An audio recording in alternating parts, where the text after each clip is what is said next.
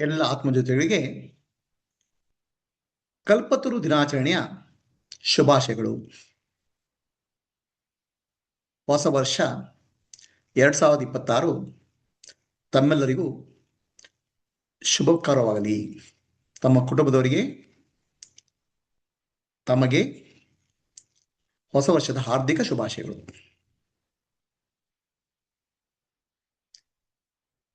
ಈ ದಿನವನ್ನ ಕಲ್ಪತರು ದಿನಾಚರಣೆ ಅಂತ ಆಚರಿಸ್ತಾರೆ. ಏನಿದು ಕಲ್ಪತರು? ಹೊಸ ವರ್ಷಕ್ಕೂ ಕಲ್ಪತರು ಏನ್ ಸಂಬಂಧ ಇದನ್ನು ತಿಳ್ಕೋಬೇಕು. ಹೊಸ ವರ್ಷ ಅಂದ್ರೆ ಏನಪ್ಪ? ಹೊಸ ವರ್ಷ ಏನ್ ಆಚರಣೆ ಮಾಡಬೇಕು? ಏನ್ ಆಚರಣೆ ಮಾಡ್ತೀರಾ? ಹೊಸ ವರ್ಷವನ್ನ ಹೇಗೆ ಸ್ವಾಗತ ಮಾಡಬೇಕು? ಹಳೆಯದನ್ನೆಲ್ಲ ಏನೇನು ಹಳೆದಿದೆ, ನೆನಪುಗಳು, ವಾಸನೆಗಳು, ಸಂಸ್ಕಾರಗಳು, ಅದನ್ನು ಬಿಟ್ಬಿಡ್ಬೇಕು, ಖಾಲಿ ಆಗ್ಬೇಕು. ಜೀವನವನ್ನ ಹೊಸ ಕಣ್ಣಿಂದ ನೋಡ್ಬೇಕು. ಅದೇ ಹೊಸ ವರ್ಷ, ಅದೇ ನಿಜವಾದ ಆಚರಣೆ. ಇಲ್ಲಿ ನಾವು ಗಂಟು ಮೂಟೆ ವರ್ಷ ನಮ್ಮ ಹಿಂದಿನ ವಾಸನೆಗಳು, ಸಂಸ್ಕಾರಗಳು, ಯೋಚನೆಗಳು ಗಂಟು ಮೂಟೆ ಕತ್ಕೊಂಡು ತಿರುಗಾಡ್ತೇವೆ. ಆ ಗಂಟು ಮೂಟೆಯನ್ನ ಬಿಟ್ಟು ಆನಂದವಾಗಿ ಜೀವನವನ್ನ ನಡೆಸೋದು ಕಲಿಯುವುದೇ ಹೊಸ ವರ್ಷದ ಆಚರಣೆ. ಈ ಹೊಸ ವರ್ಷಕ್ಕೆ ಮತ್ತು ಶ್ರೀರಾಮಕೃಷ್ಣ ಪರಮಹಂಸರಿಗೆ ಒಂದು ಸಂಬಂಧ ಇದೆ. ಅದನ್ನ ಕಲ್ಪತರು ದಿನ ಅಂತ ಹೇಳಿದೆ. ಜನವರಿ 1886 ಇಸ್ವಿ ಶ್ರೀರಾಮಕೃಷ್ಣ ಪರಮಹಂಸರು, ಅವ್ರಿಗೆ ಹುಷಾರಿರ್ಲಿಲ್ಲ, ಕ್ಯಾನ್ಸರ್ ಆಗಿತ್ತು. ಶಿಷ್ಯರೆಲ್ಲ ಹೊರಗೆ ಕಾಯ್ತಾ ಇದ್ರು.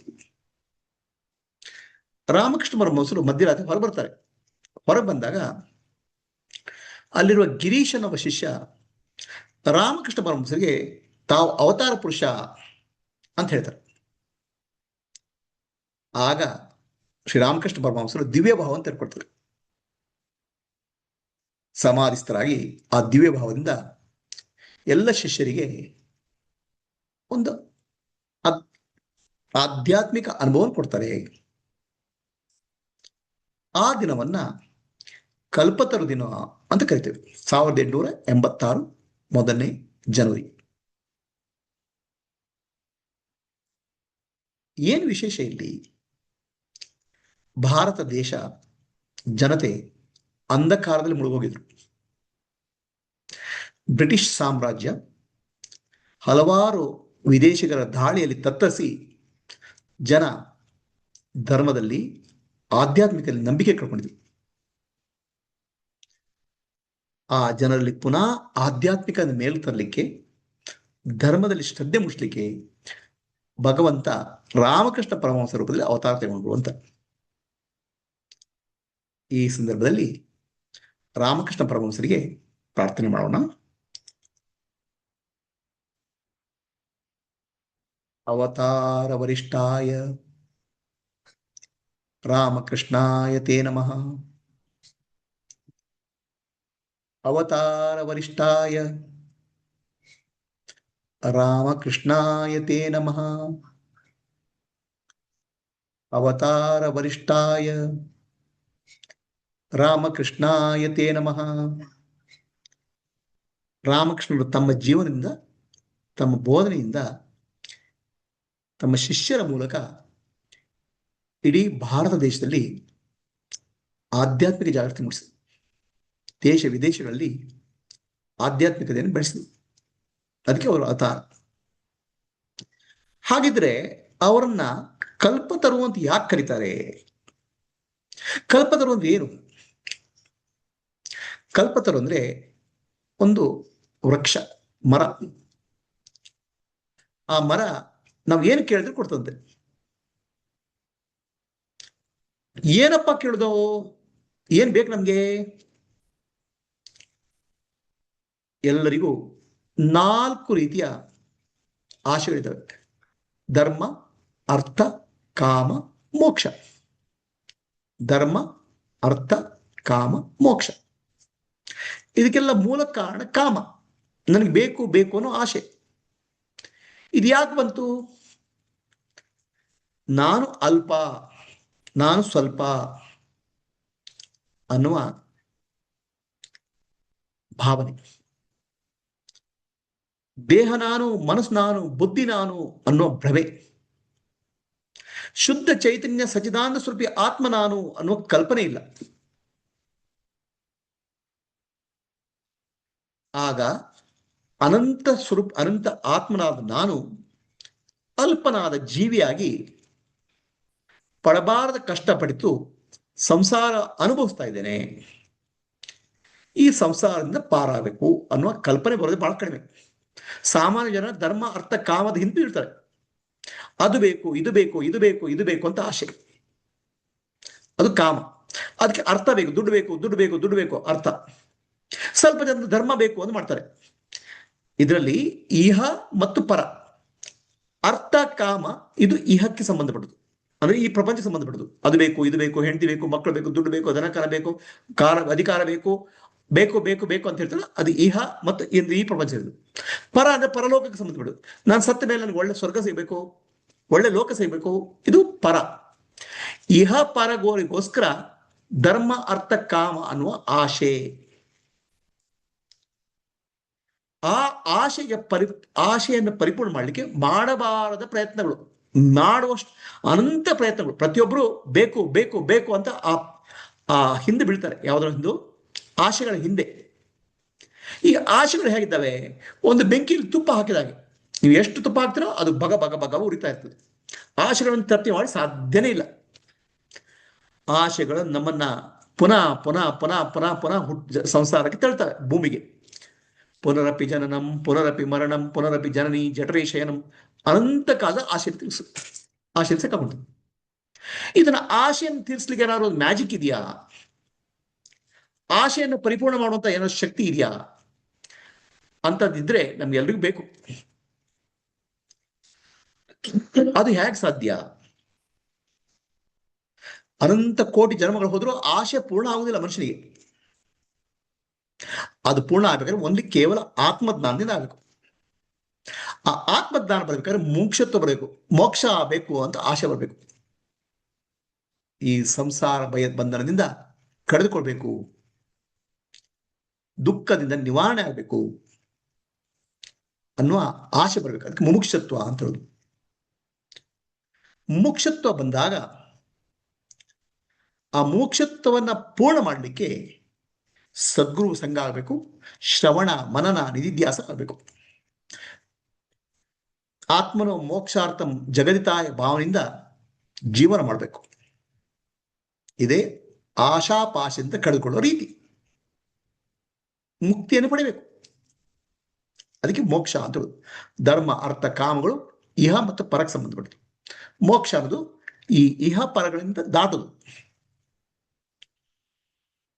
ಇದು ದಾಟಬೇಕಾದ್ರೆ ಮಾರ್ಗದರ್ಶನ ಬೇಕು.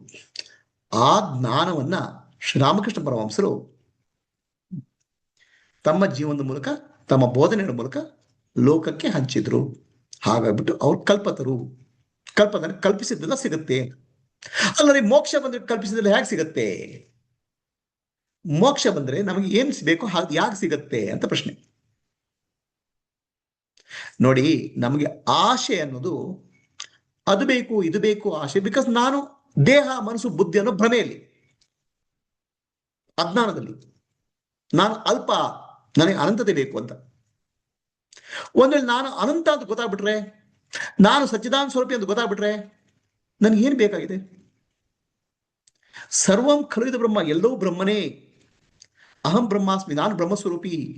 ಈ ಜ್ಞಾನ ಬಂದಾಗ ಪಡೆದುಕೊಳ್ಳಿಕ್ಕೆ ಏನಿದೆ? ಎಲ್ಲವೂ ನಾನಾದಾಗ ನನಗೇನು ಬೇಕು? ನನಗೇನು ಬೇಕು ಅನ್ನೋದು ಖರ್ಚು ಹೋಗ್ಬಿಡ್ತದೆ. ಅದು ಬೇಕು ಇದು ಬೇಕು ಅಂದ್ರೆ ಖರ್ಚು ಹೋಗ್ಬಿಡ್ತದೆ. ಎಲ್ಲ ಆಶೆಗಳು ಪೂರ್ಣ ಆಗ್ತವೆ. ಆಶಾ ಪೂರ್ತಿ ಇಲ್ಲದ್ರೆ, ಆಶಾ ಪೂರ್ತಿ ಅಂದ್ರೆ ಆಶೆಗಳನ್ನು ಬಿಟ್ಟಾಕೋದಲ್ಲ, ಆಶೆಗಳಿಂದ ಮುಕ್ತನಾಗೋದು. ಯಾಕಂದ್ರೆ ಎಲ್ಲವೂ ನಾನಾದಾಗ ನನಗೆ ಯಾವ ಆಶೆನೂ ಉಳಿಯಲ್ಲ, ಸಂತೃಪ್ತಿ ಬಂದ್ಬಿಡ್ತದೆ. ಇದು ಹಾಗಾದ್ರೆ ಒಬ್ಬ ದೋಸೆ ತಿಂತಾ ಇದ್ದಾನೆ, ಒಂದು ದೋಸೆ ಎರಡು ದೋಸೆ ಹೊಟ್ಟೆ ತುಂಬ ಹೋಗ್ಬಿಡ್ತದೆ. ಇನ್ನೊಂದು ದೋಸೆ ತಿನ್ನಪ್ಪ ಅಂತ ಹೇಳಿ ಬೇಡ, ಒಂದು ಸಣ್ಣ ತುಂಡು ಬೇಡ, ಒಂದು ಸಣ್ಣ ಇಡ್ಲಿ ಬೇಡ, ಯಾಕೆ ಹೊಟ್ಟೆ ತುಂಬಿ ಹೋಗ್ಬಿಟ್ಟಿದೆ. ಆತ್ಮಜ್ಞಾನದಲ್ಲಿ ತೃಪ್ತಿ ಇದೆ, ಆನಂದ ಇದೆ. ಆ ಆನಂದದಲ್ಲಿ ಯಾವುದು ಬೇಕಾಗಿಲ್ಲ. ಎಲ್ಲ ಆಶಾಪಾಶದಿಂದ ಕಳ್ಚೋಗ್ಬಿಡ್ತಾರೆ. ಆ ಆಶಾಪಾಶದಿಂದ ಕಳ್ಚೋಗೋದೇ ಕಲ್ಪತರು. ಇಲ್ದ್ರೆ ಕಲ್ಪತರು ನಿಮಗೆ ಕಲ್ಪವೃಕ್ಷ ಆಗಲಿ ಯಾವುದೇ ಆಗಲಿ ಎಷ್ಟು ಕೊಟ್ಟರು ಮನಸ್ಸಿಗೆ ಪೂರ್ಣ ಆಗೋದಿಲ್ಲ ಮನುಷ್ಯನಿಗೆ. ನಿಜವಾದ ಕಲ್ಪತರು ಯಾರು? ಆತ್ಮಜ್ಞಾನ ಬ್ರಹ್ಮಜ್ಞಾನ ಕೊಡುವಂತ ಕೊಂತವ್ರೆ ಸದ್ಗುರುಗಳೇ ನಿಜವಾದ ಕಲ್ಪತರು. ಆ ಕಲ್ಪತರುವಾಗಿ ಶ್ರೀರಾಮಕೃಷ್ಣ ಪರಮಹಂಸರು ಬಂದರು. ಆ ಆತ್ಮಜ್ಞಾನ ಅಂದ್ರೆ ಏನು? ನಾನೆಂಬುದು ನಾನಲ್ಲ, ಈ ದೇಹ ಮನಬುದ್ಧಿ ನಾನಲ್ಲ, ಸಚಿದಾನಂದಾತ್ಮ ಶಿವನಾನ್ನಾನೇ, ಶಿವೋಹಂ ಶಿವೋಹಂ ಶಿವೋಹಂ. ಆತ್ಮಸ್ವರೂಪಿ ನಾನು, ಶಿವಸ್ವರೂಪಿ ನಾನು, ಆನಂದ ಸ್ವರೂಪಿ ನಾನು. ಇದನ್ನ ಜೀವನ ಮಾಡದೆ, ಇದನ್ನು ತಿಳ್ಕೊಳ್ಳದೆ ಆತ್ಮಜ್ಞಾನ. ನಾನು ಆನಂದ ಸಚ್ಚಿದಾನಂದ ಸ್ವರೂಪಿ ಆದ್ಮೇಲೆ ಅನಂತ ನಾನು. ಅಲ್ಲಿ ಯಾವ ಆಶೆ ಉಳ್ಕೊಳ್ಳೋದು, ಎಲ್ಲ ಆಶೆಗಳು ಭರ್ಮ ಆಗುತ್ತವೆ. ಜ್ಞಾನಾಗ್ನಿ ದಗ್ಧ ಕರ್ಮಾಣಿ, ಎಲ್ಲ ಕರ್ಮಗಳು ಸುಟ್ಟೋಗ್ತವೆ. ಕಾಮಾಗ್ನಿ ದಗ್ಧ ಕರ್ಮಾಣಿ, ಕಾಮನು ಸುಟ್ಟೋಗ್ಬಿಡ್ತದೆ. ಆ ಮುಕ್ತ ಜೀವಿಗೆ ಅವನು ಸಂಪೂರ್ಣ ತೃಪ್ತ. ಅದನ್ನು ದಯಪಾಲಿಸುವಂತ ಕಲ್ಪತರು ಸದ್ಗುರು ಶ್ರೀರಾಮಕೃಷ್ಣ ಪರಮಹಂಸ ಶ್ರವಣ ಮನನ ನಿಧಿಧ್ಯಾಸ ಆತ್ಮನ ಮೋಕ್ಷಾರ್ಥಂ ಜಗತ್ತಾಯ ಭಾವನೆ ಜೀವನ ಮಾಡದೆ ಕಲ್ಪತರು ದಿನದ ವಿಚಾರ. ಈಗ ಸಂಕಲ್ಪ ಮಾಡೋಣ.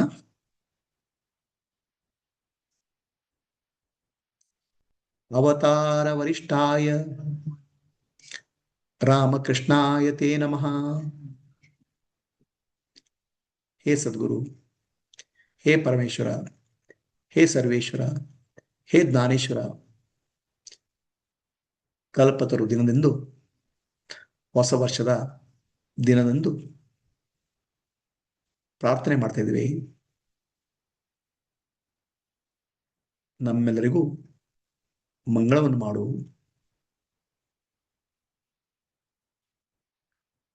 ಹೇ ಕಲ್ಪತರು, ನಮ್ಮೆಲ್ಲರಿಗೂ ಶ್ರದ್ಧಾ ಭಕ್ತಿ ಜ್ಞಾನ ವೈರಾಗ್ಯವನ್ನು ನೀಡು. ಆತ್ಮಜ್ಞಾನವನ್ನು ನೀಡು. ಮುಕ್ತಿ ಮಾರ್ಗವನ್ನು ತೋರಿಸು. ಆತ್ಮನೋ ಮೋಕ್ಷಾರ್ಥಂ ಜಗತ್ತಾಯ ಭಾವನೆಯಿಂದ ಜೀವನ ಮಾಡುವ ಶಕ್ತಿ ನೀಡು. ಯಾರಿಗಾರ ಪ್ರಶ್ನೆ ಇದೆಯಾ? Any questions on zoom?